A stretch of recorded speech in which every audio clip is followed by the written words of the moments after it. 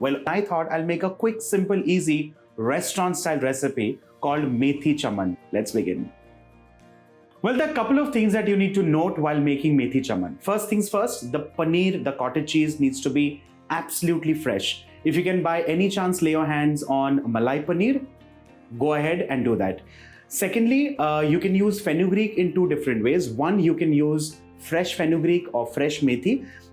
Clean it, wash it, chop it nice and fine, and then put it to use. Alternately, you can also use Kasuri Methi. And Kasuri Methi, ladies and gentlemen, makes it all season.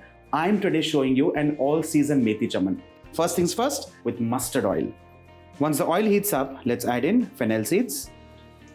Once they begin to crackle, let's add in chopped red onions.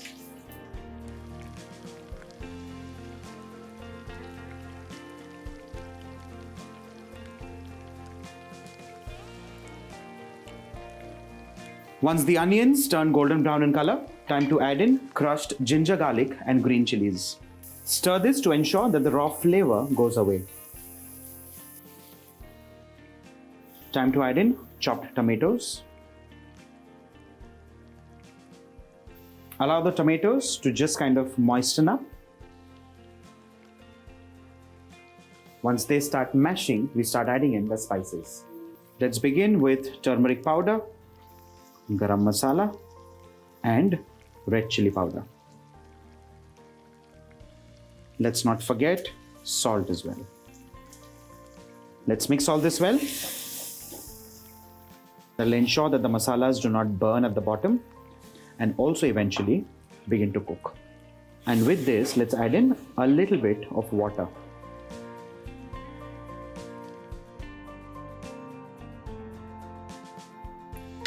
Another thing that you can note at this point in time is you can of course make this recipe richer. Now richer, dhaba style, of course there are ways to do it. You can add in paste of cashew nuts, either raw, boiled or fried, and or you can also add in cream. You can add in cream or you can also add in coconut cream. Choice is completely yours, but I personally prefer it just like that because the creaminess of the paneer is just about perfect.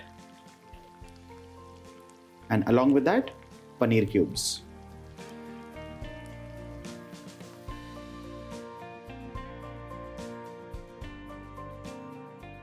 And now lastly, let's add in Kasuri Methi. Well, this is as good as 2 large bunches. Allow this to simmer on low flame for at least 10 minutes.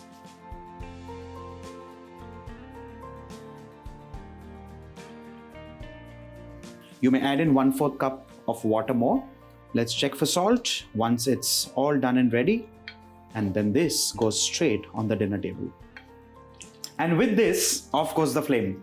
With this, ladies and gentlemen, Methi Chaman is done and ready. And this, trust me, goes amazingly well with either a bowl of short grain steamed rice or with wonderful homemade fulkas. This is me, Varun Ramdar, signing off.